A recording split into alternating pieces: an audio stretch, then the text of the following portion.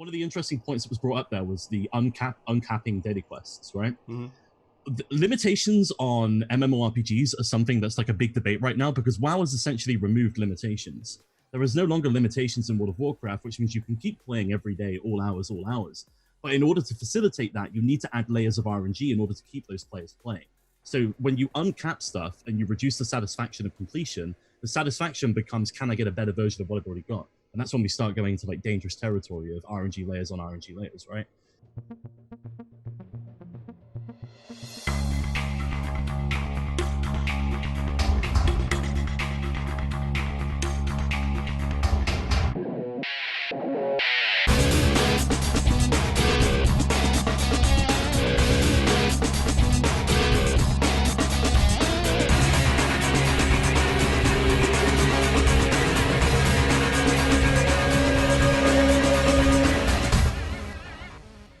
Welcome everybody to the Casually Hardcore Podcast, episode 27. We're welcoming ScottZone back to the show, talking about everything in Shadowbringers, the expansion launch. We're not going to be going into spoiler territory. We're not going to talk about the actual story, so don't worry if you haven't finished it.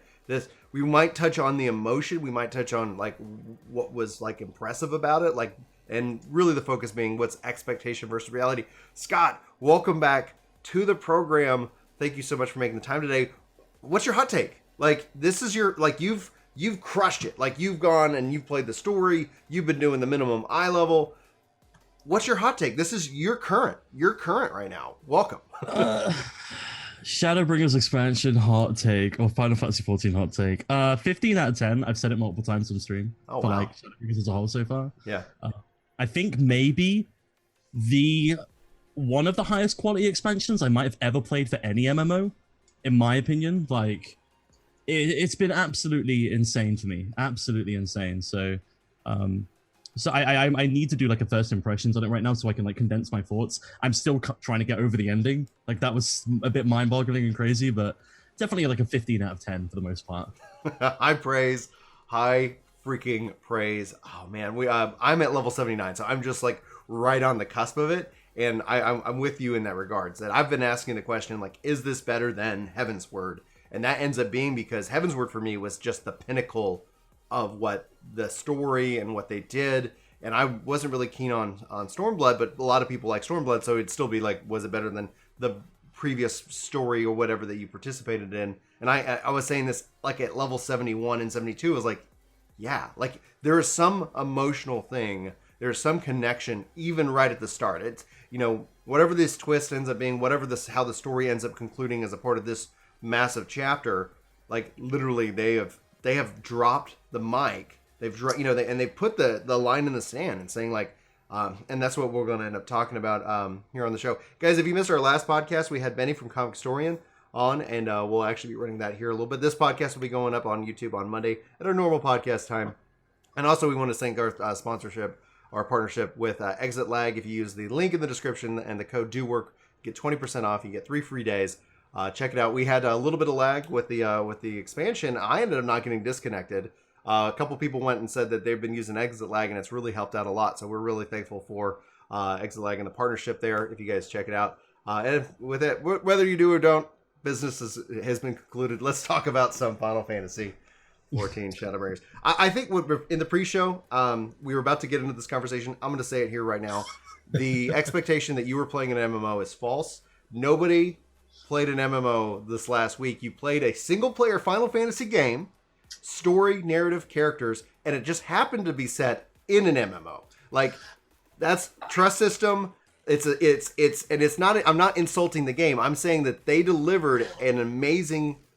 That you could have sold this, you could have packaged this as Final Fantasy X, or whatever, and then and after you finish that, you have, I've been in this world with other players the whole time. How epic is that? That's my hot take. Scott, you made a face. I don't know, because when it comes to a lot of people have said, okay, so this is kind of hard for me to talk about. So people have said this story is the best story I've ever seen in a video game. It's absolutely fantastic. It's phenomenal. And for me personally, it's not the best story I've ever seen in a video game, but it's a good story, right? And one of the things that when we say like it's not an MMO story, I understand that when the game comes out, the first and most important thing is everybody treats it like a single player game and goes through that MSQ and has that experience. But the fact that it is directly involving the expositional world around you, you're going through, you're seeing players everywhere, you're going and doing fates in between your MSQs. It's like having that little bit of narrative to drag you through. I don't see it as like a full single player experience then, like MMO elements.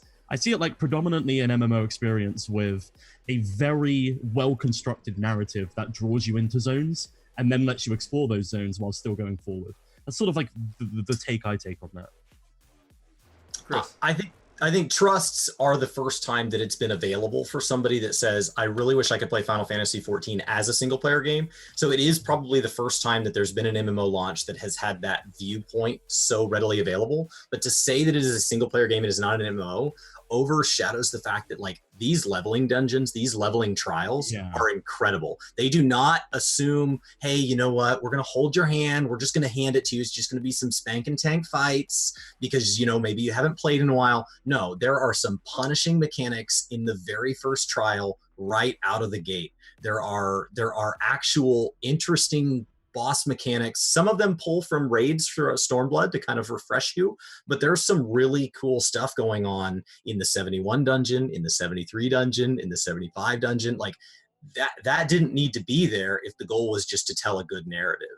I agree. Hide all that stuff in the 80s. So like, I think this MMO is a lot bigger of a package than any one phrase probably catches. I don't know yet because I haven't leveled multiple jobs. I haven't gotten to the rest of the content, but right now, this could be like the best expansion drop that I've ever played.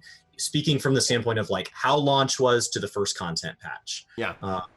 Especially when you look at it in the whole picture, right? So you had like with ARR, there were definitely issues with the servers. They had to do a lot of quick changes because honestly, they didn't expect the rush. Like they had, like nothing had ever been attempted like that. Heaven's Word had its own issues. It was, I think, like I have more fonder memories of the launch, but still had its issues. Stormblood had Rubon Extreme, DDoS. Like it was just, there was a lot of stuff there. A lot of people real frustrated coming out of the early access weekend because they like, oh, I took time off work. And honestly, like we didn't know what to expect with this. I had a backup plan. It was Super Mario Maker 2. Like if the game cannot be played, like I've got Super Mario Maker 2, I have a backup plan. And that either way, I'm going to have fun with the time that I've, like, my wife has given me to play video games, you know, for a ridiculous amount of time. It really, like, it shows just the level of attention and care, and honestly, just the fact that they didn't want to repeat that. Like, I've always said, like, when you look at especially the fan fests, what's always said is that if they make the same mistake over and over again, it's really hard to believe them. But if something else goes wrong, but it's a new something else, like there's no way like you could predict that, you know, that was going to happen because it's never happened before, that's forgivable because they're going to adjust it. So you like every FanFest, like whatever the issue was in the previous FanFest has been fixed. And this last FanFest ran so smoothly. Same thing with this launch. Like, okay, well, we saw that that's an issue. Let's not do that again. Or let's make sure we code for it so that it doesn't happen again. And minus like a minor DDoS attack that happened earlier in the game. Like, okay, like some things loaded a little slower for me. Some people got kicked, but the people were not down for the count. And I have just really freaking appreciated it. All right, so let's dive into our main topic, Scott. Expectation versus reality. Last time we talked with you, we were talking about obviously BFA. We're talking about World of Warcraft. You've made the switch. You've stated that you're not going back. What was your expectation for this expansion? Did this game meet it or beat it, or you know, did it fall short in some areas? Walk me through how are you feeling? We've discussed this on stream the last I know week and a bit, and basically before Shadowbringers came out, I think the biggest tip off to me was the amount of like money they were funding into the promotional material for the game, right? Mm-hmm. You have Tom Holland from Marvel, you have buses in London going around that are completely painted with Shadowbringers on it. You've got, you know, billboards in New York. And I think one of the most important things for this was there's so many eyes on the game right now in comparison to any other time in the history of Final Fantasy, from what I can see. There are people in general chat in World of Warcraft talking about Final Fantasy. There were people in like guilds that my friends were in. They were copy and pasting me messages saying, "Oh, my guild's talking about Final Fantasy. Can you give me some advice on it?" And so on and so forth. And all of these interactions are happening because the MMO market in general right now is in a very bad place. Yeah. I said this on stream. I said, hey, guys, how many of you realized that the first part of Elsewhere had released for Elder Scrolls Online? Everyone's like, wait, that's come out? Yeah, like the hype just dropped immediately. Everyone's so honed in on Shadowbringers that I basically explained it as my expectation was one of two things. It was like polar opposites. Either this expansion flops very hard, and then that's going to be everybody looking at a game flop, and that will be the further perception of Final Fantasy for the future, or it's going to do extremely well. They're going to funnel the marketing in it heavily, and it's going to set the staple of how people feel about Final Fantasy XIV as we continue into the future. Luckily, the correct one that I wanted to happen has happened, and it looks like if they can maintain this level of quality, Shadowbringers should be remembered, and Final Fantasy, for the most part, should be remembered as like an incredible, really, really well done game. But it could have easily, there was a part of me that was expecting maybe a complete flop, and for the marketing to not pay off, for the expansion not to deliver on the hype that it had produced. Mm-hmm. So I had a lot of people saying like, if this doesn't beat Heavensward for me, like a lot of Final Fantasy fans that I've been speaking to, they're like, if this doesn't beat Heavensward for me, I don't know if I'll keep 100% playing, because Stormblood wasn't really my thing, and if it's worse than Stormblood, then I'm not sure I want to invest in that. So yeah. There was a lot of pressure on the game, and I think they did an absolutely fantastic job with it. I was honestly in the same boat. Honestly, in the same boat. But I want to talk about that, Chris. I want you to take over for a second because my AC's freezing the heck out of me.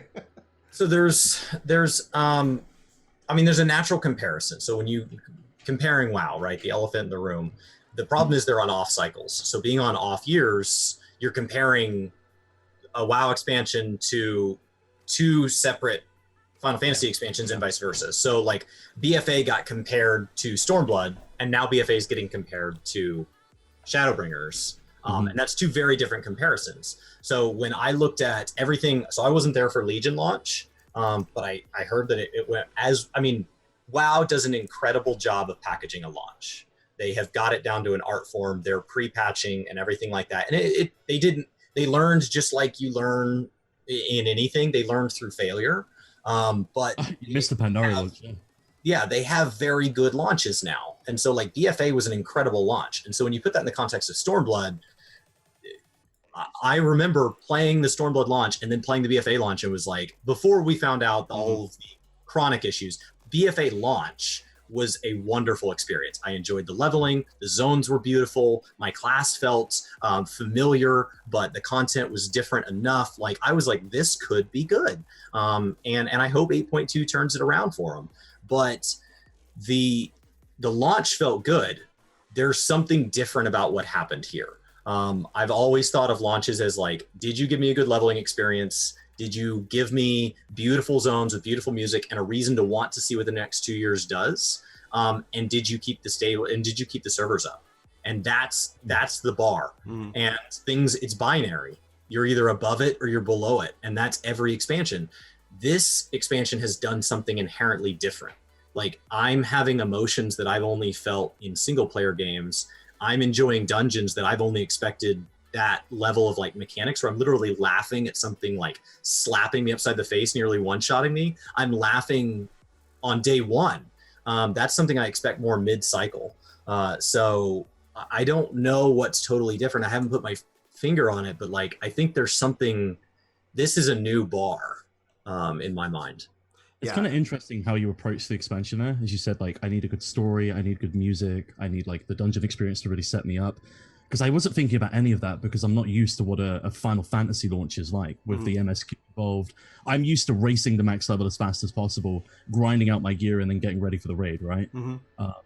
So going in with like a set criteria of sort of like how you feel is going to gauge a good expansion, that's actually quite interesting. Something I might think about in the future. So I just went in going, what is this, basically? Yeah.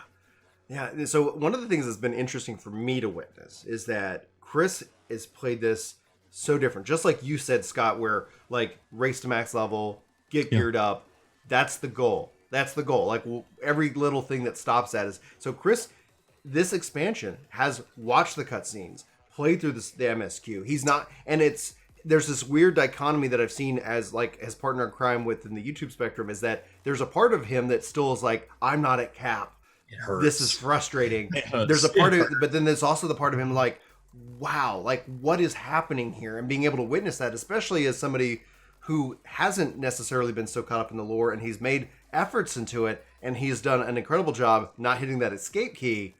But that's where it's just this interesting kind of thing to see that somebody who is actually coming into this, minus, like, we're not going to talk about spoilers, but minus just what he witnessed, where it was the first time he was like, I don't know who this is, where I did. I was like, oh, I knew it. I called it. But it's that, like, that was his only thing where he's like, what? This was new. I'm a little upset about that because Yoshi P presented in the media tour and throughout this that this was a chance for new players to get on board. And so I took this as a chance to buy into the story, and I've bought in. And so I have said, you know what? Yoshi P specifically said at the media tour in the interview that he hopes players give it a shot. I am sitting here running a YouTube channel, introducing new players to the game. If I can't give it a shot, how can I tell other people to? Story is an incredibly important part of this game, and I say that knowing that I'm the guy that hits the escape key. I still want there to be a good story because there's a huge portion of the community that cares about it, but I am the guy who tries to get to cap in one sitting. And so, and this game has had enough that I can say, I'm glad I had a good story. I'm glad you guys liked it. I got to cap in one sitting, and there's still enough for me. So it's a big enough game that it can support people that don't like story. I will admit that there is a small bit of me that's frustrated with two things. So I don't know where that's at in your list here, but the first thing I'm frustrated at is you put out a whole new battle system. You hyped a new battle system. You brought me out to a media tour, hid all the story, let me play a new battle system. And then I only got to swing my axe maybe 3 times in the first 2 hours. I killed 1 coyote and that is it. I just watched cutscenes. I really struggled with that. You could have rolled those cutscenes the day before. I could have watched those. You could have given me a battle as an opening sequence. Something, because I got this whole new class, and then Brian's like, I'm adjusting my bars. And I'm like, oh, I'll do that when I start to fail in combat. I didn't need to adjust my bars for hours. It's an interesting point, but like, I feel like because you've also played WoW. I feel like this comes down to, I don't know how other people feel. I feel this comes down to like an old WoW thing where the first thing you want to do when you get new toys is you want to start playing around with it and adjusting your comfortability on your hotbars, right? It's the first thing you want to do. But I felt what I ended up doing is I came into the new zones. I had the little bit of story, and then the first thing I ended up doing was I was like, oh, there's a fate. I'm going to run over there and do that. Oh, there's this. I'm going to run over there and do that. And then I started going into the MSQ afterwards, and that's when I started drilling through it. I feel like for players like us who kind of want to just get to the end point, sitting through MSQ after MSQ after MSQ is going to put you in that position where you do have like cutscene after cutscene after cutscene, right? With a little less battle. I think their intention is you don't just one sit the MSQ, right? I think that's their intention. There's no way. There's no way you could. I don't know anybody. Like, this is what, Wednesday? I've been playing since 3 or 4 in the morning since Friday. And, like, I think I've played a lot. I can't play all the time, but it's like, oh my gosh, like, I don't know. Like, if you watch the cutscenes, 40 hours, there's no way somebody could do that and feel good about themselves. I underestimated it completely. Completely underestimated it. What surprised you? What surprised me, apart from some very specific points in narrative, the thing that surprised me the most was the level of quality they've put, and the amount of quality they put into improving VA and adding VA more often.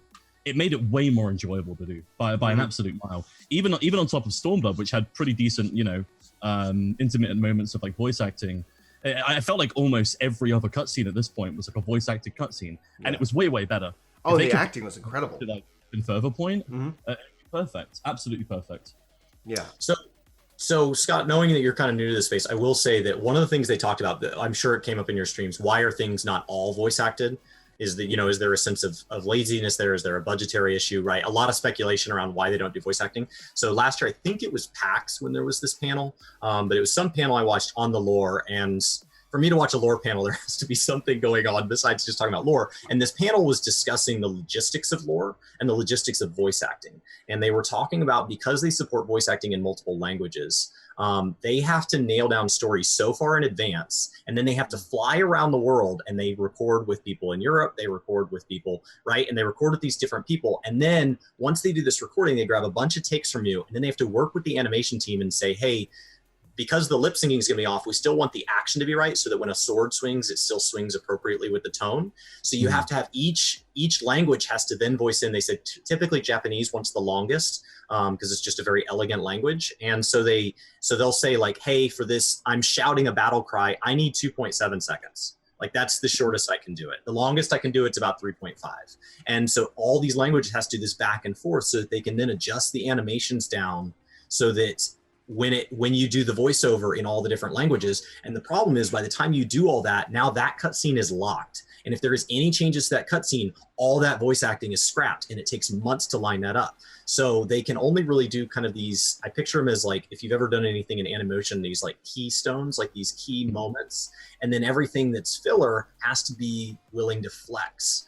And so that's why not everything's voice acted, because this is a much more dynamic environment. So I don't know if that's something that you find interesting or you think is different than how maybe you've seen other games developed. There was a add-on developer for WoW quite a while ago who tried to voice act the first vanilla experience of the game. He tried to voice act the entire thing, and the project had to get scrapped after a year and a half because it was almost impossible for him to do it. He couldn't find it feasible, and then they brought this question towards Blizzard at one of the BlizzCon events, and Blizzard basically turned around and said that one of the reasons we haven't voice acted the vast majority of stuff in our games is because of the reason you just said, the fact that you have to get so many different people, so many different regions, write the story in advance, and then get everything done.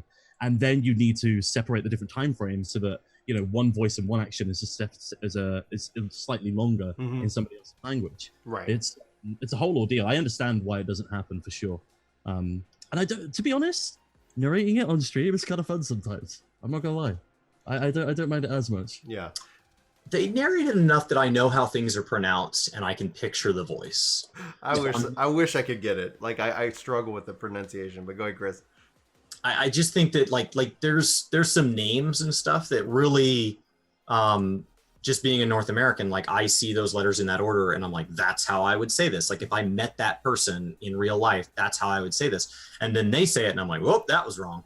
So like I appreciate that there's enough voice acting that I at least know where that's at, because that means that when you're narrating or when you're talking about things, it kind of sets the record straight, because what ends up happening is then there ends up being this bickering back and forth about like, how do you say it? Well, I say it. And then we have to agree on which one's right. And it's like, no, the cutscene does it for you.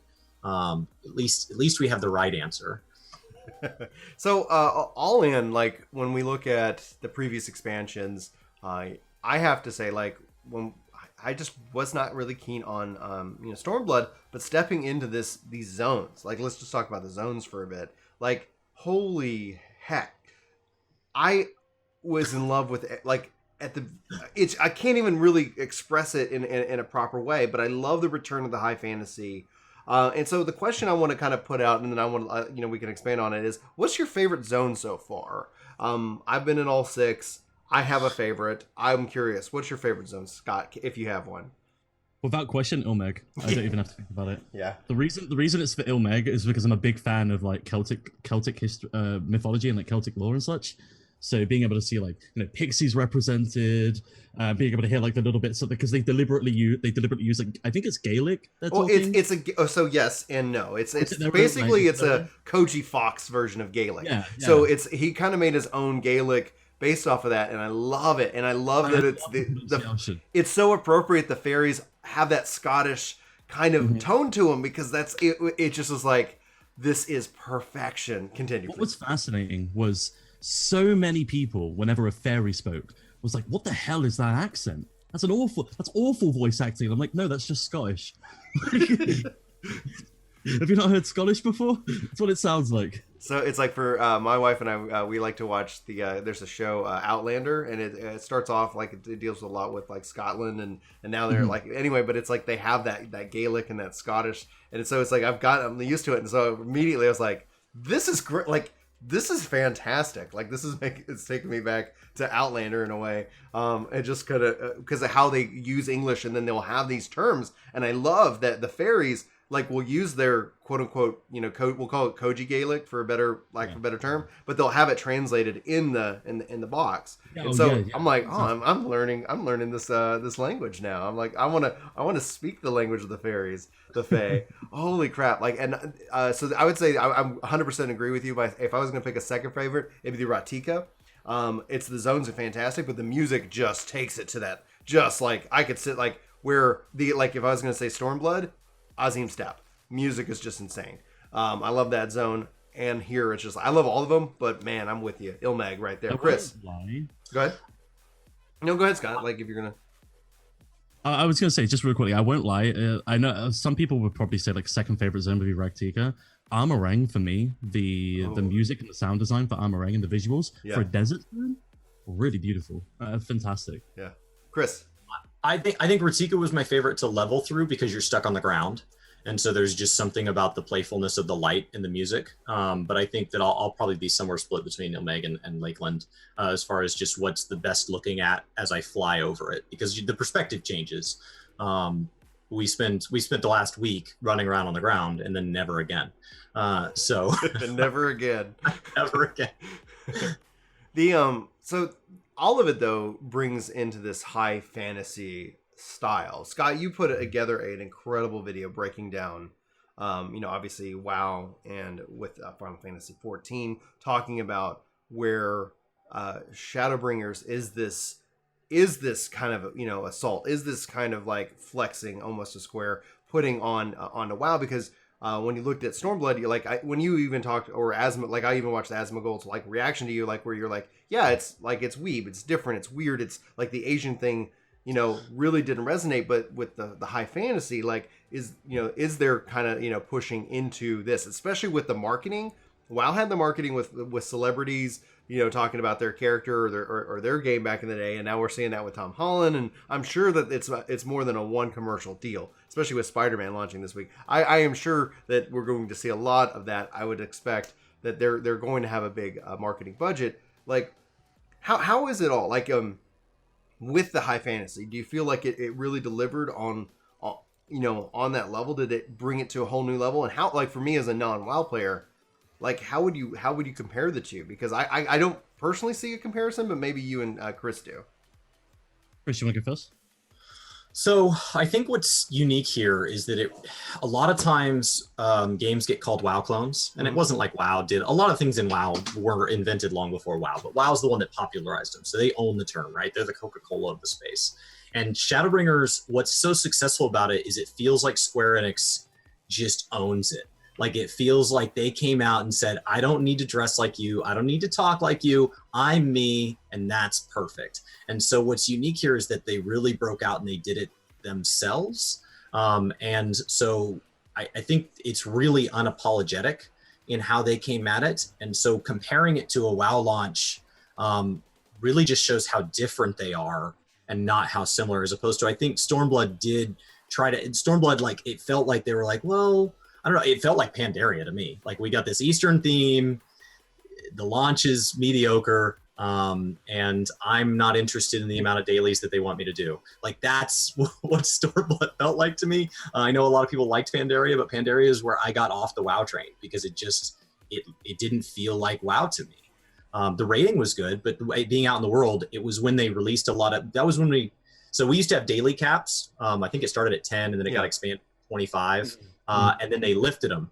And in Pandaria, you started to do farming, which is something they've announced for this expansion. So I'm a little nervous about that because I've been in MMO farming before, and it was literally daily Farmville. And then you had dailies that you had to do with like 27 million tribes, and each one had like a slot locked behind it. So based on your role, so like my friend played Shaman, I played Druid, we needed different dailies, so we couldn't even do them together because to get ready for raiding, you had to prioritize them differently. And I was running 100 quests a day, literally 100. Yoshi P has talked about that specifically because people have like, can you really increase the cap or release the cap on dailies, etc., or let them queue? And he's like, no, absolutely not. It actually causes more stress to the player when you get in, and then eventually, like it's if you can, they're there for you to enjoy, but they are capped. there, because we also, you don't want to get in and find out like, you have 100 or you have 200 things. You're like, I need to do these. And it becomes a job as opposed to like, okay, like I'm on and that's something nice to do.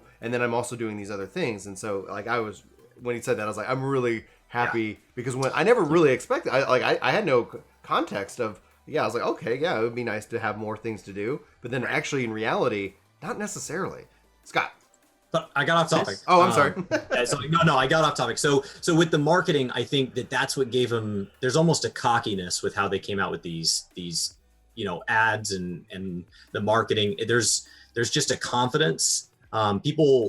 We came out of the media tour, and there was so much positivity out of the media tour that I think a lot of the creators that were invited started getting called shills because there wasn't any negativity like there was with Stormblood, and now you're seeing why. We just didn't have anything negative to say. Yeah. It was just, worst case people. I don't know what to tell you. Worst case people in chat were calling the game like casual or like casual bringers or whatever. So we made a response video to that, and it's always funny how people interpret those. But it's like it's the content's there. Go ahead, Scott. There's so much to unpack what we just said. Yeah. Okay, the off topic was actually a really interesting point. Okay, one thing, right? Yeah. So the comparison that you made to Pandaria was really, really interesting because Pandaria was predominantly an expansion that, on first receival, was looked down upon because of the themes that were being presented into it. But in terms of like actual gameplay, the raids that were in there, the construction of the classes, the way they were designed was honestly some of the peak that we've seen in WoW. Some of the best class design in Pandaria that I've ever seen for World of Warcraft. And I think there's a couple of other WoW players that might even echo that. But there was also the introduction of some systems that we now today really hate. But one of the interesting points that was brought up there was the uncapping daily quests, right? Mm-hmm. The limitations on MMORPGs are something that's like a big debate right now because WoW has essentially removed limitations. There is no longer limitations in World of Warcraft, which means you can keep playing every day, all hours. But in order to facilitate that, you need to add layers of RNG in order to keep those players playing. So when you uncap stuff and you reduce the satisfaction of completion, the satisfaction becomes, can I get a better version of what I've already got? And that's when we start going into like dangerous territory of RNG layers on RNG layers, right? And I can talk for ages about this, but it's one of those topics where I genuinely believe, like, even at first glance, capping something can be like, I wish I could do a little bit more today. Mm-hmm. It's a case of like, okay, just everything else, we'll come back tomorrow, then we can do some more, right? Mm-hmm. But you run into a situation where when you can do the same thing over and over and over again, that satisfaction is removed. And sometimes having that cap just gives you that sense of like, there's my 25 quest done for the day. That feels good. Mm-hmm. That's a small achievement for that day. And I think the removal of that from World of Warcraft actually hurt it more than it helped it. And we see that now with like World Quest 2. In terms of like the media response that I saw from the outside, because I wasn't on the media tour or anything, everybody was talking very, very positive about it. There was a lot of like umming and ahhing, obviously regarding like abilities and potencies and stuff like that. I think there still is now. So I saw from people I spoke to some little bits of negativity on those, and like a little bit of negativity on like, how certain like skills have been changed or what had been removed. But for the most part, from an outside perspective, I think a lot of people were saying, content creators are shilling and such because, like you said, and as we can see going into Shadowbringers, not too much to complain about if you're not like one of those players who is vastly into absolutely optimizing what you're doing in your class and how the class is designed from an optimization standpoint. I think if you are a more casual player, you're probably looking at this expansion going, that's kind of perfect. Yeah. I said on my stream, I honestly feel like this is the same level of quality that I expected when I first went into Wrath of the Lich King. It feels very, very similar to me. Even though Wrath of the Lich King had issues, for its quality back in the day, it was absolutely phenomenal, and it was the same thing. It's the launch I compare this back to. When I say this is the best launch in a decade, the one I'm going back to is Lich King. The launch of Lich King at the time, it was the first time we saw phasing rolled out that way. I remember the first time I was worried about a quest being overrun, and I logged in for the first time, and I'm speed running to try to get the server first druid, and I'm pummeling through the zones, and then I'm running with a friend, and we're not in a party, and the quest phases, and I was like, what just happened? Like, there was just this smoothness. There was whole systems interacted. The zones were incredible. We later learned that it's bad to give flying the way they give flying and to design the world with flying in mind. But at the time, it felt awe-inspiring because it had never been done. So it was a bad idea, but there was a lot of groundbreaking things done with Lich King. So I think it's interesting that that's the one you mentioned, because it shaped my MMO experience. Do you remember the first time? This is how it felt for me. The first, everybody in the chat room I'm not going to spoil it, but the first 2 introductory MSQ quests you do with Alpha No and Alcé, right? And then the ending of that and the culmination of that. Yeah. That was on the same level of quality and surprise for me that the first Death Knight quests were when they were first introduced for Wrath of the Lich King, in terms of the quality, the narrative on them, how they were made in general was so far and above anything we had had before. I don't know how you guys feel about that, but those first 2 hit such a big note for me and set the tone for the entire expansion, like one specific scene. They set a tone and then they didn't back down from it. They set a tone and they kept up the quality. And that was actually the things that I was saying. I was like, when I was at 73, I was like, for me, this already gives me like that connection to Heaven's Word, because for me, Heaven's Word was just the best, the best expansion they had to date. It is no longer the case. I'm at 79, around 74, 75. I called it. I was like, holy crap. Like, unless for some reason they decide to take a hard left and say, all right, we only finished half the expansion, there's no way that this is like that it competes. And I just really appreciate it, especially as a long-term player, as somebody who was in 1.0 beta, as someone who's played that story, as someone who saw like the Crystarium, as somebody who's like seen all these things and has been a part of this journey so long. This in and of itself is a love letter to me as a player. It is something that it's like it takes on all the lessons that they've learned, all the things that they've wanted to do. And yes, there's still things that as we look towards the future, like, when there is no MSQ, like how does the game and everything play? But ultimately, like I find myself like, why would I leave the first? Like, this place is amazing. Like, can we? And I think ultimately, and we were talking with a comic story about this yesterday, is like it brings to mind so many questions, and no spoilers, but it's just like, where do we go from here? Like, foundationally, if this is a starting point, the 5.0 expansion as a starting point, like, Square Enix has to figure out how to get people to this point. Otherwise, they have to bring those features backwards. You don't have trust in 2.0 or in 3.0. Now, 6.0, when somebody's like playing through 5.0, yeah, you got trust if no one's queued up for that dungeon. You don't need to sit here and wait. You're not going to be locked behind the next chapter of the story based off some kind of queue and some kind of timer where you're just itching to play through. They've solved that problem. I think it was a good choice, because as a player, you then choose. You want an insta queue, or do you want to wait and play with other people? It's up to you. You do you, boo. And that's just where I'm just like, would you do New Game Plus now? Would you go back? Me? Is this New Game Plus? Yeah. Does this kill Absolutely not. Like, I want to go back and experience the best of what we have, and now I have something so much better. It's like, is anybody using New Game Plus for anything other than replaying 5.0? The best thing about that, though, is that it's an option. Yeah. Right? Oh, absolutely. This is something that I praise this game on in general. They just give you options. Yes. And if this was WoW, I would be forced to go back through MSQ to get more Azerite power, right? That's what they would make me do. Whereas here, it's optional. If you want to do it, do it. If you don't want to do it, keep doing what you want to do. It's so beautiful to give people agency. I absolutely love it. Yes, especially because your character leveling on all the classes, it gives you the ability, Heaven on High is the most optimal method to level a character. Great. I leveled 2 characters that way. I don't want to do that anymore. Yeah. In WoW, you would still be doing it if you want to have an alt army. But here it's like, I'll just go run max level dungeon. That's another efficient leveling strategy. Okay, I got bored of that. I'll do battle leaves for as long as that system lasts. Okay, great. I'll go do fate trains. I'll go do, and like the list just keeps going and going. I'll go do my roulettes each day, and it'll get there in a certain number of calendar days. I'll go, like, there's just so much, and adding New Game Plus to that, I do agree. This game does a really great job of supporting how people play.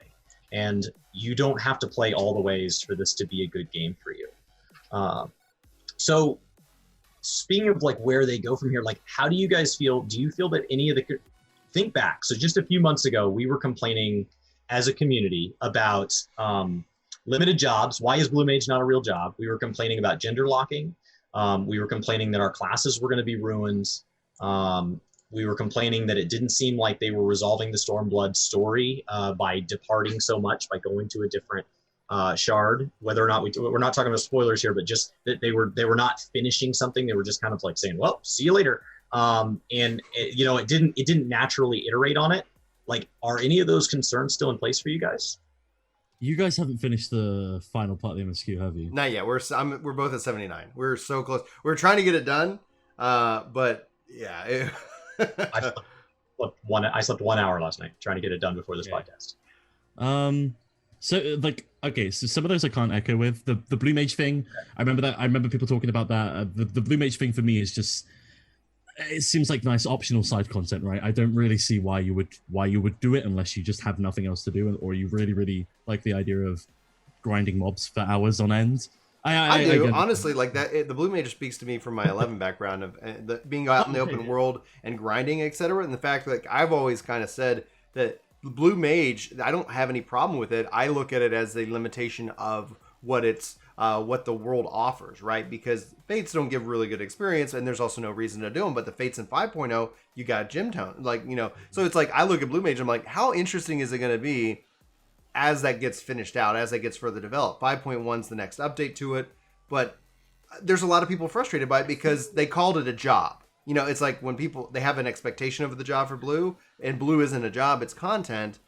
And I actually, for me, I'm like, this is cool because it's you can do whatever you want with it, and there's just not enough to do with it. Anyway, Scott, go ahead. I think it needs... so coming from my perspective and my background, right?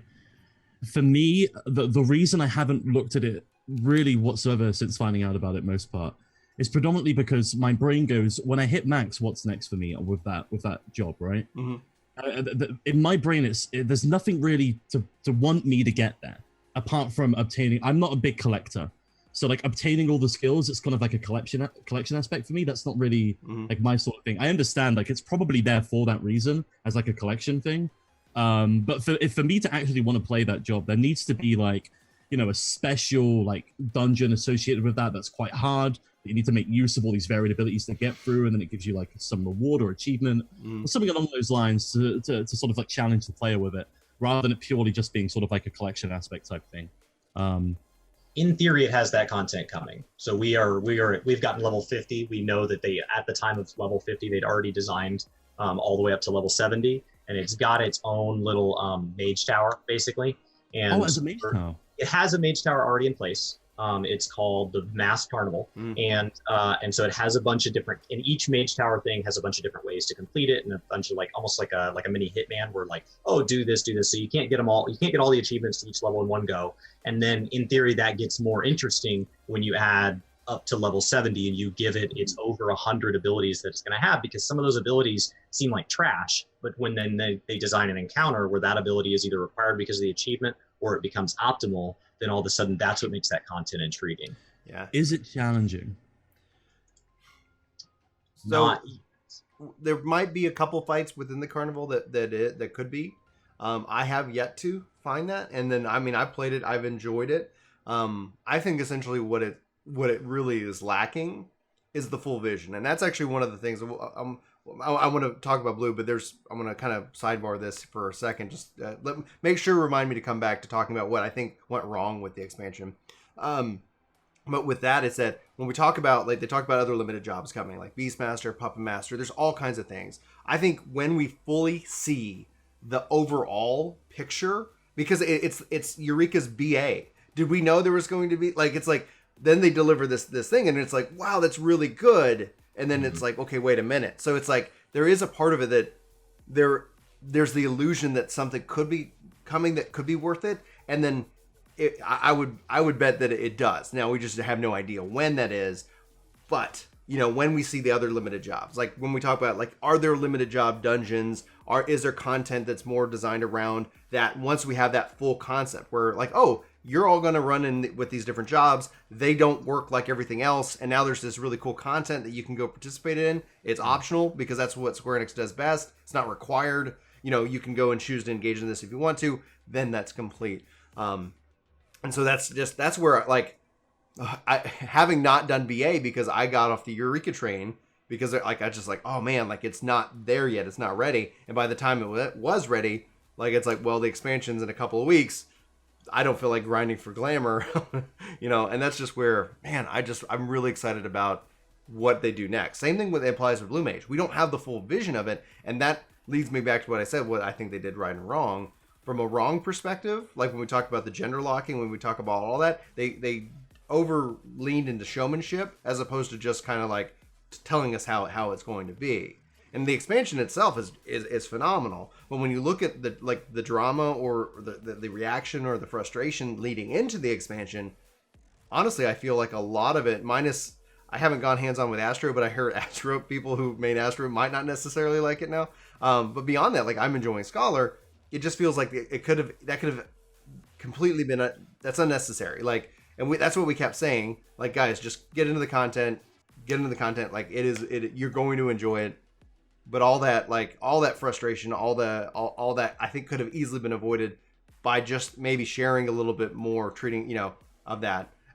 But they leaned into showmanship as opposed to like, okay, here's the information. They made it a show.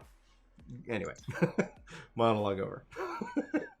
Scott, have you have a chance to try the new? I know you just cleared MSQ. Have you gotten into the new extremes?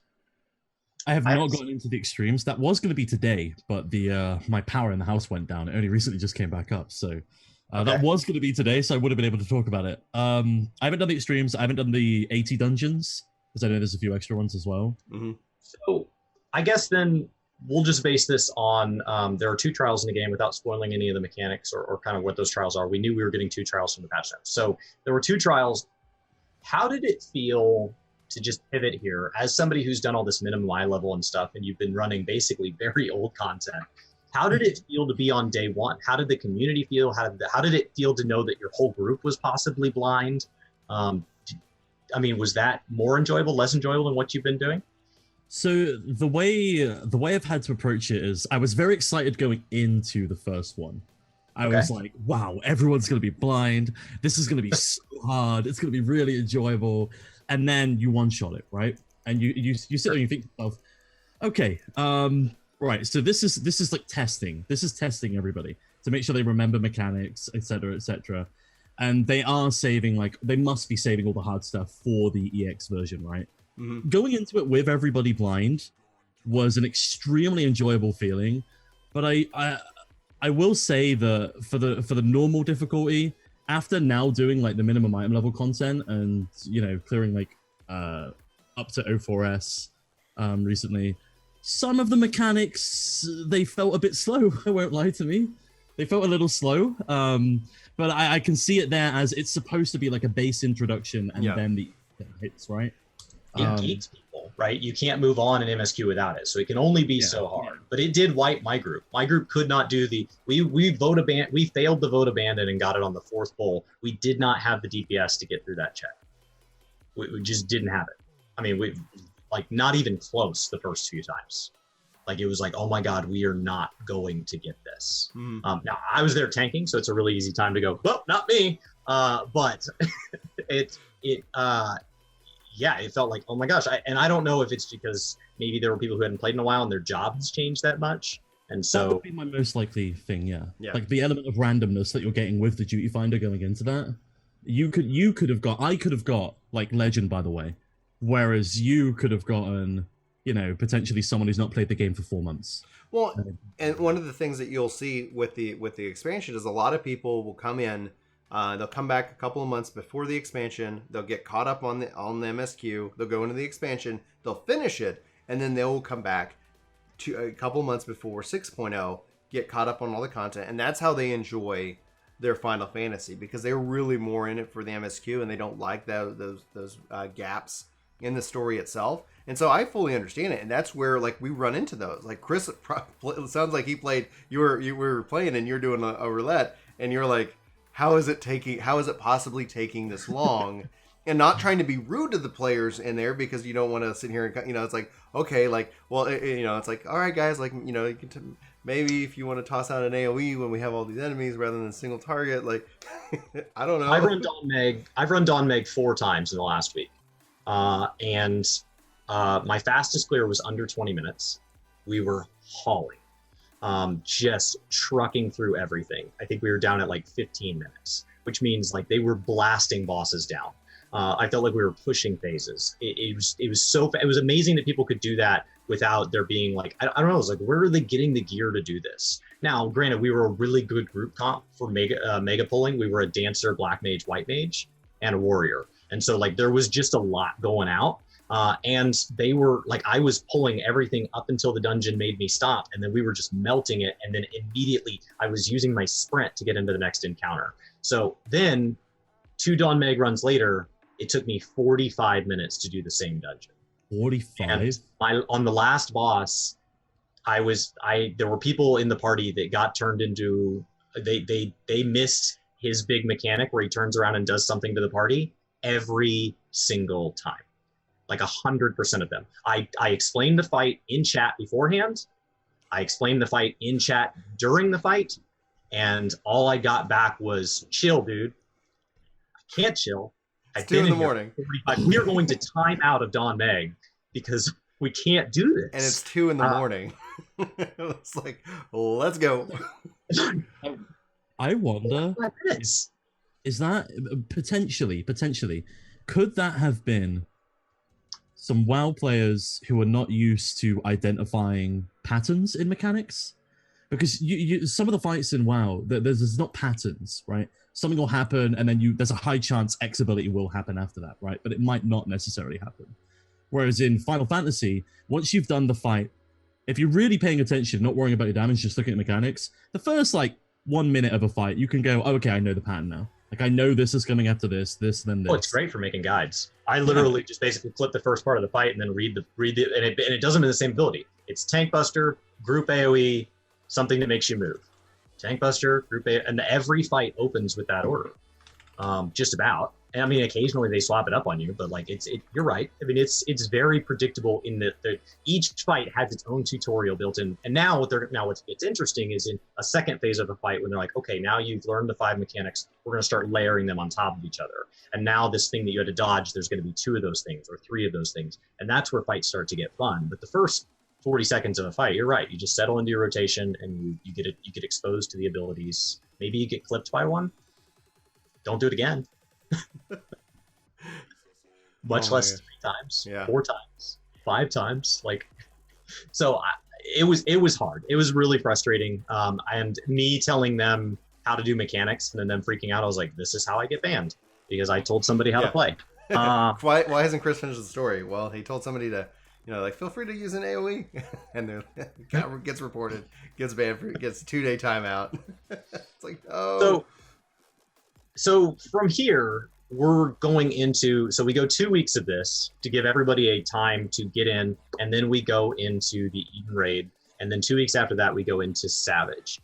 And then from there, we have a huge gap. So we will at that point start, so I don't know how aware of this are. You start your tome grind. So that's your equivalent of your weeklies. So you're gonna have a weekly cap to hit. You're gonna have some weekly lockouts. So from that point on, the rest of the expansion is basically, here's your weekly to-do list. As long as you're doing that, you stay relatively caught up. And then you'll get your progression every content patch, and then there's half-cycle patches. So how does the pacing so far feel? Do you feel we got enough content to hold you 2 weeks, 4 weeks? And then what are your thoughts on the sheer list of content we're getting with 5.1? 2 weeks, easily. 4 weeks, I'm going to have to step into the EXs to figure that one out first, I think. Mm-hmm. So I'm not entirely sure for 4 weeks. I feel like there's more than enough, especially with me leveling up like alt jobs, me now doing crafting as well, which is a whole different ball game. Apparently that's going to be nuts as well right now. So yeah, I feel like for me there's more than enough content for 4 weeks. I would say actually, yeah, probably more than enough content for 4 weeks. And then when everything comes out, I think when 5.1 hits, that will be the first indication of whether the expansion is going to be a good expansion or a bad expansion. Okay. That's sort of what I'm waiting for personally before I make like an actual judgment on it. Until now, I'm just going, okay, what is Square Enix or what is the Final Fantasy development team trying to show off here? Like, what are they trying to hint at for the raid, for the Alliance raid and such, in terms of like boss mechanics? Because you mentioned earlier, if you go through some of those dungeons, a lot of those boss mechanics seem like the stuff even I've seen now from doing like some of the raids. Yeah, But there'll be a lot of stuff in there that's I believe a lot of people who haven't done any raids probably wouldn't have seen. they haven't, and that's one of the things that I put a guide out, and somebody was like, and I was telling them how the mechanic worked, and I was also calling back to when we saw it, like, oh, we've seen this in this raid, or we've seen this in this part, so it functions just like it. So be aware of that, and that's how it works. And they were like, oh, I hadn't done that. Like this is the first time I've ever seen that mechanic, and I'm like, oh, I mean, wow, yeah. Like if you have been keeping up with your alliance and your raids, like I haven't seen anything personally that's shifted that. You know, we just see it kind of either toned down or kind of a like twist on it. Like, oh, here's AOE. Like, all right, stand in this really thin line. Quick question for both of you, considering you're like Final Fantasy veterans at this point. Regarding I've done Coil, minimum item level. Absolutely loved it. I thought it was fantastic. Regarding Eden apparently ties very closely into the story, and how, because of that, because it is technically for story purposes sort of required in order to understand the story from a further plot point, how do you feel about the tuning on normal difficulty fights? What do you think it should be? I think it should be on par with what we saw with Omega, even like from a when we look at the normal difficulty, I felt like people were able to get through that, and it was that was a good tuning overall. What I personally like is I wish that we had the raid at the Bahamut level. I wish that those raids are always like that. But I think what I want more than what personally for Brian, I want the raid to be tied into the MSQ. I want you to go into the raid as a part of MSQ, because I'm tired of these world-threatening events. Alexander and Omega, even though he was kind of loosely tied in as a part of the story from Heavensward into Stormblood, where why is this side content? You know, why is that now Savage? Yeah, like you go and you tune that and you make it crazy, but as a part of the MSQ, as a part of the story, I think I want it tied in. I loved how they did that with the Bahamut, with the Binding Coil Bahamut, and it was tuned really difficult, but now you can still go and experience it, like, and it just felt like it finished off that. It really connected the two kind of stories of the game itself. And even though like we participated in it, but not everybody did at the time, it still was there, and it's not like deleted. You can go and play that. You can actually go run that on sync now, and you can get that story. You can see that whole thing and experience it. So that's what I want. I want more of that, as opposed to what Alexander was like. Oh, it's this world threatening. He's sucking all the aether from the world. Well, let you and Sid go deal with that. Like, where's the Scions? Where's the like? It never felt like it was as threatening as it was, because it was always just over here to the side. And the only issue that I've had, I'm very hopeful for Eden, because when we talked earlier about sound, like the voice recording, I was like, why is the raids not having the voices, but the trials do? And it's like, I want it to be that, because especially with like Omega felt not like a raid, like it felt like a series of trials, as opposed to a raid in which then you look at Binding Coil and you look at the Alexander. It's like, even if you're pulling in trash, you still are progressing through something and then getting to a big boss. And so I'm hopeful that with Eden, it's tied to the MSQ. It's got voice. It doesn't have to be voice cutscene, but at least that the final fight in it has like taunting you and calling out abilities. Yeah, right? exactly. Because I was like, how awesome would it be? Because then you look at the trials, and they all had that. I like that, and I was like, it just felt weird that like our trials are having it, but our raid, which is supposed to be the pinnacle for a lot of players, didn't in that regards. Do you ever wonder if that's because Square Enix, from a design standpoint, feels like the vast majority of players are going to go through trials and then just avoid the raid? Yeah, you're honest. Yeah. I think that might be why it is. They see it as a higher priority. But with the normal difficulty, like with that normal that they brought in back in Alexander, hopefully they've got the confidence to say, here it is, and it's a part of MSQ, and you will get through it. Like the community will come together, we will get you through it, and even if it's not required to go into 6.0, I hope to God it is. I hope that it's a part of the MSQ in that regards, that it's not something you might do. Like I want them to funnel people into it. It's hard to say, because there are going to be those players who who just can't do it. So I don't know. Yeah. We're gonna have to wait and see ultimately what they do, but they've already hinted that it's at least a part of the story. And if it's something along the lines of Binding Coil, I'll be satisfied. Historically, to answer your question about tuning directly, and like historically what it's been is it's in my opinion, it's fallen closer to LFR to clear, and then occasionally we get normal. I would prefer it to be near normal, but only if they can do it consistently, because the gap between LFR and normal is so big that what happens is in LFR, they're like, you know what? Got Netflix on, enjoying some story, hanging out.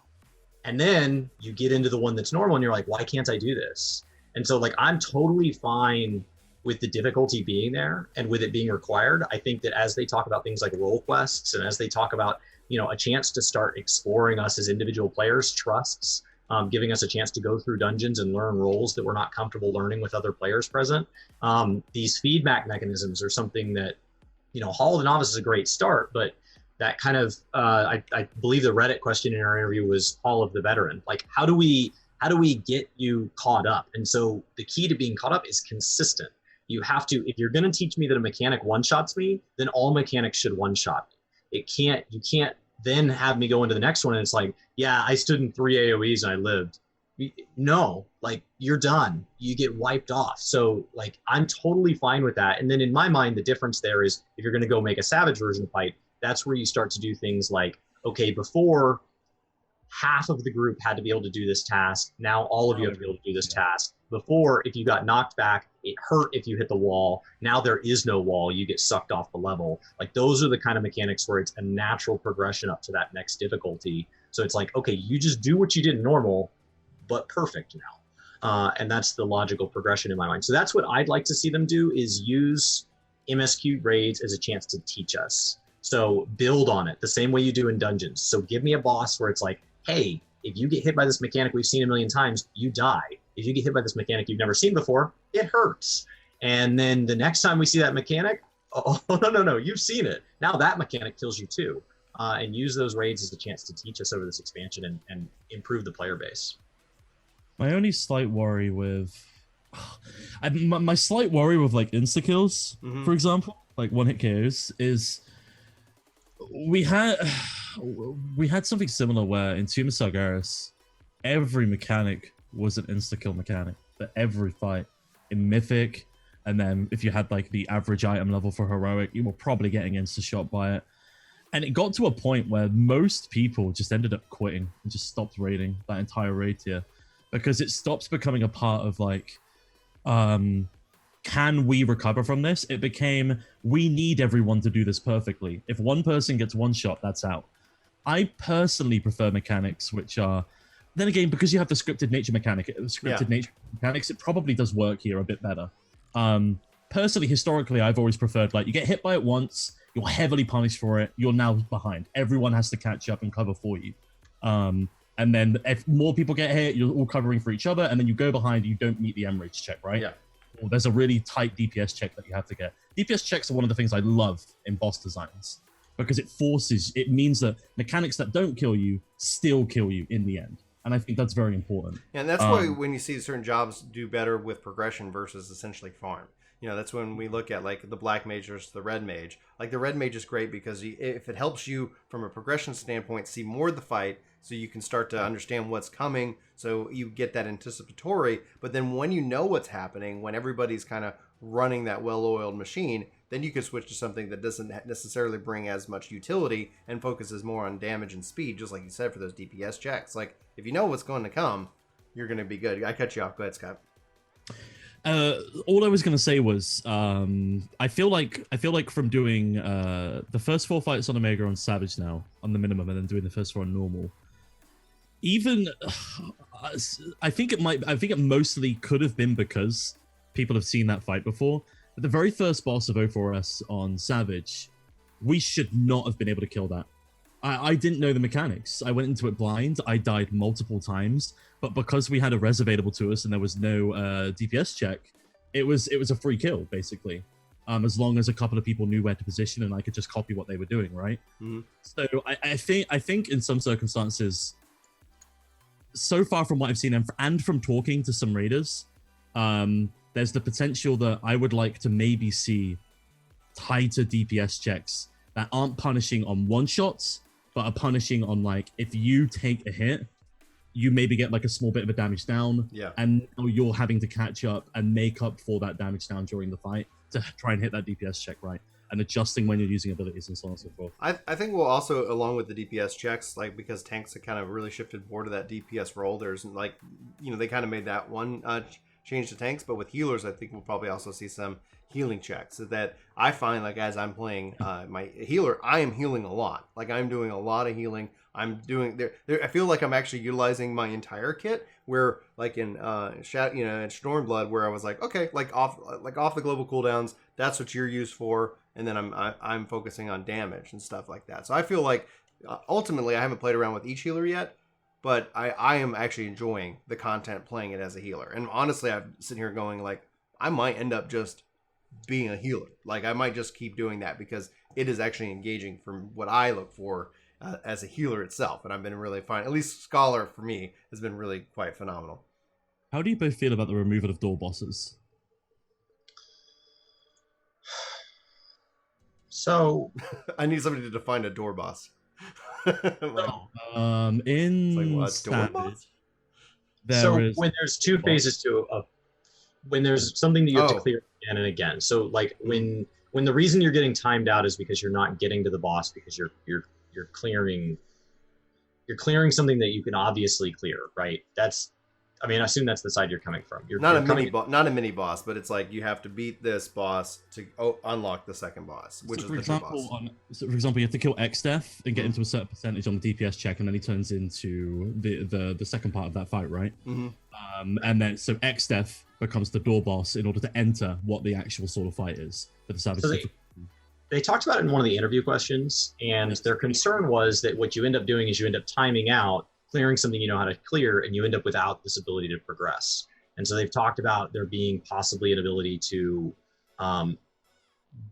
should there be something somewhat of a shortcut, or should we just get rid of those? And he talked about there being something maybe more lateral. I don't remember the exact answer. I would rather them go from 4 to 5. Like if they're going to do the door boss, like literally have like, oh, you've beaten that. Now there is that 5th tier, which is that you go and you just queue in to tier 5 as opposed to tier 4, because like, and then make, obviously to get from, because then each tier is the door boss for the previous tier, but then you can just focus in on that specific encounter. That's what I would like, because also then you have, because it's literally 5 tiers, you have to go through tier 4 to get to tier 5. I like the idea if your goal is to focus on longevity. So like if each fight is to test a certain aspect of a player's skill, there is a difference between being able to operate at 100% efficiency for X minutes or being able to operate at 75% efficiency for twice that length. So if your goal is to increase longevity to the fight, I do think there's something intriguing about a total phase shift that you have to do over and over. I think, was it Yogg-Saron that you had to like clear the whole dungeon? Mm-hmm. So like, how did you feel about that? And do you want to kind of explain that? Because that's in my mind, that's the ultimate example of a door boss mechanically. You're talking about, okay, so for context, he's talking about essentially Old WoW, which is one of the best design raids Blizzard has ever come up with, where basically in order to, when you go on to do the bosses there, so I'll explain this a little bit. When you go to do the bosses there, you do the normal fight, right? And there'll be an element within the fight that you can use to activate the hard version of that fight. For example, when you go and do Mimiron, there's a big red button next to Mimiron that if you push it, activates the hard version of Mimiron, right? And then you can go on and up it, then you can go on a higher difficulty and hit the button again to get a higher difficulty of that. So it's like an optional decision within the fight that actively changes what happens in the fight. With Yogg-Saron, there's many different ways you could do Yogg-Saron. A lot of people basically talk about lights for Yogg-Saron, and the way to understand that is there was lights above Yogg-Saron, depending on like the keepers that you had freed. You can free a certain amount of keepers to make the fight easier. There's quite a lot of people, I never got to do it myself, there's quite a lot of guilds on my server that do it though, where you don't free any keepers. And then you go in and you do the fight, and it's one of the most brutal fights they've come up with for a while, especially for its difficulty level at the time. And then I don't think it was like a straight mechanic, but I believe it was an achievement where you just basically, there was like, was it a time on the dungeon? Was it a time on the raid? There was. I can't remember. Basically, you had to go right from the beginning to the very end within a certain amount of time to defeat Yogg-Saron, and that was itself another difficulty. So basically, within this entire raid, there are multiple different ways you can increase the difficulty on every single fight, and then also on the final fight, you could do the entire raid within a certain time frame to increase the difficulty again. Plus, you could really didn't have room for wiping. So like you're wiping on the first boss. Now you talk about when you wipe once, it's a punishment. When you die once, now literally a wipe on a boss is punishing you later in the dungeon. On the end boss, yeah. If you die on turn 1, you're going to regret that down the road because now you've wasted time. I think there were very few people that ever did it. I think it was less than 50 or something like that. Less than 50 guilds did it. Yeah, I know a lot of people were working on it. But it's I have people working on it. I don't think I do. Optional. Oh, so in my mind, that's the ultimate example of a door boss is to put a mechanic in place that is now optional, but is there to give an additional reward. I don't think it's healthy to just build it into the base content because from a progression standpoint, there is something nice about giving people the ability to progress through the fight normally, and then once they believe they own both phases, that they have the ability to go in and say, okay, I want to do the whole race without stopping. I don't know. So what are your thoughts on it? You asked the question. Okay, so I think from what I've seen from an outside perspective of not too much experience, please don't kill me, Final Fantasy community. From doing like the XDeath fight, I would have preferred if after killing XDeath, it just unlocked the 5th. I think that would have been cooler. It just kind of felt a bit tedious going back through doing the original fight to unlock the next fight and just having an extended timer to benefit that. I honestly think just like killing the first fight and then unlocking like a queuable version of the next version would have been cool. But I think the reason they don't want to do that is to preserve the transition, because the transition in those fights, from what I understand, are like spectacles. They're really, really grandiose. So the best way I guess they could do that is maybe when you enter it, you enter at the beginning of the transition, maybe in order to preserve that like grandiose feeling of entering this epic fight. But I just didn't really fully understand why I have to kill the first one to do the transition to go to the next one and just have an extended timer for that. Because at the same time, what that also does is that gives you like the fear of like, let's say you're with a group that's not the greatest, right? That gives you the extra fear of a repair bill. So or not repair bill, but the quality of your armor at the time. Just say you're going through that first fight, and for some reason today you're just not getting through it. You eventually get through the transition. Now you want to start progression on the second one. Oh wait, most of our armor's almost broken. We're probably gonna get like 2 or 3 pulls on this. Then we're gonna have to zone out, zone back in, and redo that again, and then get back to the transition. It just seems tedious to me personally. So maybe adding a 5th purely for Savage would be cool. Yeah, that'd be my vote. That'd be my vote if they want to go and put that in. The transition, there's different ways you can handle it, right? Because you could always like beat 4, it transitions, and then as a player, as the group, you decide if you want to go. And now you're in 5, like it transitions you literally to 5. Or if you wanted to start with that transition, that would be kind of what leads you into it, right? It's just like I don't know. We'll have to wait and see. Like honestly, the coolest thing is Eden is, a week away, the 16th and then the 30th for Savage. It's going to be phenomenal. Scott, do you have any final thoughts, anything that that you wanted to address? We talked about a lot here. I want to make sure that if there's any other thought that you wanted to kind of share regarding your time with Shadowbringers, your expectation for the Eden raid. What do you got?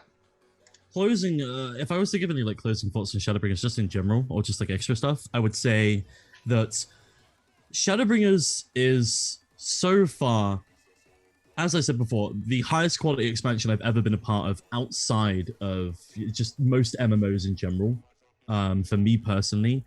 And I honestly believe that if they maintain this quality throughout the rest of the expansion, and 5.1 really nails it, especially with that collaboration they've got going on, because that's another big hype point I feel like for a lot of players.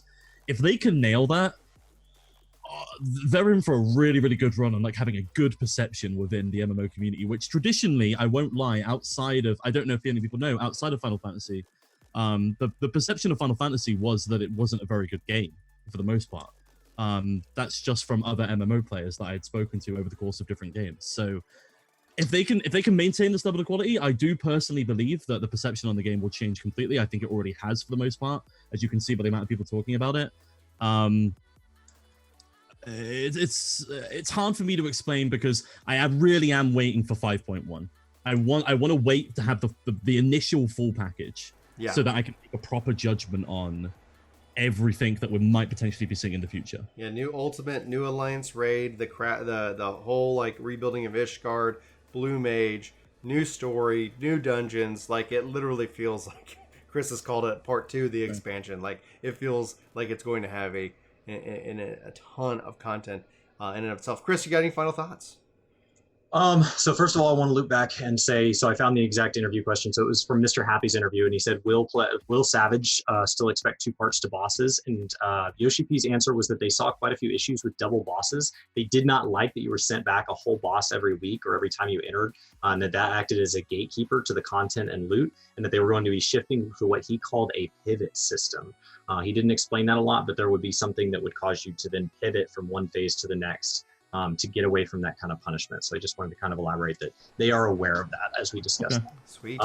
So I had to get out my notes there because I watched, 30 hours of interviews. So I get them all mixed up. So is this going to be a successful expansion is kind of how, like, from there, like, there were a lot of things that I think that this game, watching Heavensward to Stormblood, there were some concerns in that, like, okay, if I see this pattern repeat, right, if the parts of Stormblood that I feel were a repeat, or actually in some cases a lessened repeat, like a lesser copy of Heavensward, if those continue down that road, if I get a 90% copy and it gets weaker and weaker, how many expansions can they maintain this? Most of my concerns, everything that they could address at launch has been addressed. So that is 100% of my concerns with this game that they are able to address with the content they have given us has already been addressed, and I'm not even at cap. That being said, I still had a handful of concerns that I'm not saying, oh, I still am sure those are a problem, or I'm sure those aren't a problem, because those are concerns I had about mid-cycle questions and things like that. So what does a 5.2 look like? What does a 5.3 look like? What does a relic system look like? How do they support past systems? How do they inundate new players? These are still questions that I have, that it's not that they're not answering it, it's that those cannot be answered this early in a cycle. So those are more of hindsight questions. And so those are things that I still have open-ended with Stormblood. Like, I think that Shadowbringers, the easiest thing to do is to call an expansion a success or not a success. In hindsight, we bought a 2-year package here, guys. So a lot of people like to see that IGN score, right? That review on launch. And we've gotten a taste. I think BFA was great on launch. Right now, when I log into WoW, I maintain my gold so I can buy more tokens to play Classic, and I go run Transmog. Like, I don't play BFA. So, like, this game is incredible on launch, and it is their momentum to lose. I don't think they're going to, but I can't make that promise. I mean, we haven't been there. So I guess for me, it's just that the tone, the emotion behind this entire expansion has been fantastic. And from my perspective, this has been a love letter to the community. And as a long-term player, this feels, I felt like even the trailer when they announced Shadowbringers, it was very respective of 1.0 players, of these legacy players. The game wasn't built, like, legacy players played a role in 2.0, but the game really started at 2.0. That's where, like, all of a sudden it's like, okay, 2.0 was their apology, 3.0 was them, just doubling down, just, saying, like, all right, we're ready to go. 4.0, they're starting to get their stride, and now we're in 5.0, and it's just been this amazing and beautiful journey to be a part of, and whether it's had its highs and lows. And it's like, honestly, I'm really very thrilled, because just like we were kind of talking in the pre-show where Scott says there were players out there saying, like, Stormblood didn't do it for me. Like, I'm, like, if Shadowbringers doesn't bring it, like, what does my future look like with playing the game? And it's like, I want to play this game more than just casually. I want to play this game more than just for the story. I'm looking for things to invest in, and the things like the Fates is just that. Like, I want to see more. I'm like, take this, put it everywhere. It's a brilliant system. I'm excited. And I hopefully that they keep expanding on it. Like, I want the reasons to go in. And when we talked to Yoshi P about hopefully like a glamour level, a paragon level, a something where XP doesn't lose value at level cap, then I think that is essentially where like the risk is that I end up losing myself and I never play another game ever again, because it's like, oh my gosh, there's so much. Because the importance of taking breaks and the respecting of that for the community is important. But that's just where I am. This is the best expansion that I've played so far for this game. I think from the launch, the server issues. The only weird thing is I still haven't got my key. So I know there's some people out there that haven't got their key. And there's time. I went out to to my order history, and it was there on the 2nd, and it's no longer there today. And then my previous order history for like, it's weird. Like, so I opened a ticket. It's, you know, it is what it is. Like, I'm not faulting that. Like, if worst case scenario comes, and whether they charge me or like, I'll figure out if I got charged. And if I didn't get charged, I'll order it again. And if I did get charged, like, you know, hopefully they get it figured out before they kick me out for a day. That would be unfortunate. Be like, all right, I'm just buying another copy. Refund me. I need a key. Run out of GameStop. That'd be awkward. I haven't bought a physical game. I just need the key in the box. But yeah, so it's great. I'm gonna go log out from this here, and I'm gonna go finish some MSQ, and then I'm gonna go take the kids to the beach today. We're having a fun. I'm glad I took this week off, because otherwise I think I'd be stressed. I think if I was still at like level 73, I'd be like, oh god, I need to get to cap, but I don't want to skip MSQ. Anyway, Scott, what do you got coming on? Where can people find you? Also, links will be in the description of this over on YouTube and on all the streaming platforms that we're on. But where can people find you?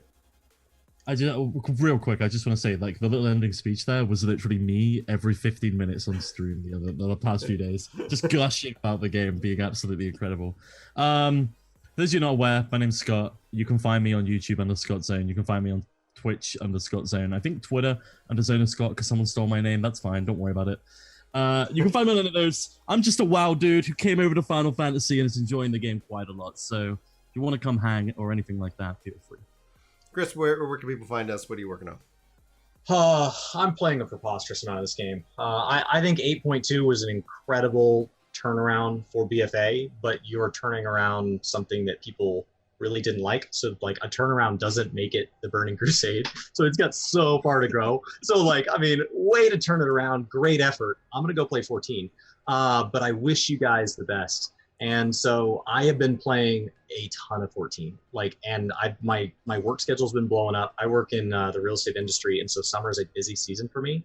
And I am looking back, and it's like I'm starting to get bags in my eyes, because I think I'm only sleeping probably on average like 3 hours a night, because I'm working a full-time gig and then I'm playing this game a preposterous amount of hours. So thank you, Square, for making me make like hard life decisions and make me question, like, am I really an adult if I don't have the ability to like log off when it's bedtime? I appreciate that they made a game that good. So I am just playing this. My goal is to get to cap, start working on my Gunbreaker, then my Dancer, then my White Mage. And somewhere in there, I want to get Botanist up while it's still early, and I can make, you know, millions and millions of gil just leveling it. And then I don't know. That's about as I can look. All right, so tune in also next week. We'll be having Chris Blevins. He's coming on the podcast to talk about Final Fantasy XI and the future of it. Him and his brother, who is very famous in the case of Ninja, they play a lot of Final Fantasy XI. They've stated that it's their favorite game. And as a former 11, or I still play 11. You know, as a player in that, I think it's going to be an interesting conversation, because Square Enix has doubled down and said that they are working on something really big for the game for its 20th anniversary, and that is either bad or good. It's either like they literally are working on something big, or their definition of something big does not equal my definition of something big, and then no matter what, we'll be disappointed. So I'm looking forward to talking with Chris about his experience with 11, and then what he wants to see from the game, especially in the age of Twitch, and especially obviously with who his brother is. Because of that, the fact is, like, 11 blew up on Twitch because all of a sudden his brother starts streaming it, and it's like, what is happening? It was just like, and so with WoW Classic, with 11, like will MMOs see a resurgence in the age of streaming with that classic mindset that really, you know, who knows? Well, that's what we're going to be talking about with him on the podcast next week. So tune in for that. For Work to Game, my name's Brian. My name's Chris. My name's Scott. Thank you so much for tuning in. He's a pro. This is the second one. Thanks so much for tuning in live with us, and thank you for watching here over on YouTube as well. We hope you have a fantastic day. We'll talk to you soon. Take care. Hey, it's me. It's been a while since I talked to you guys directly this way, but don't tell anybody. We've got even more epic content planned for this channel. The response has been incredible. We hope to see you. If you're new, hit subscribe, leave us a comment. I'd like to talk to you more about video games. I can't seem to speak my language. All right.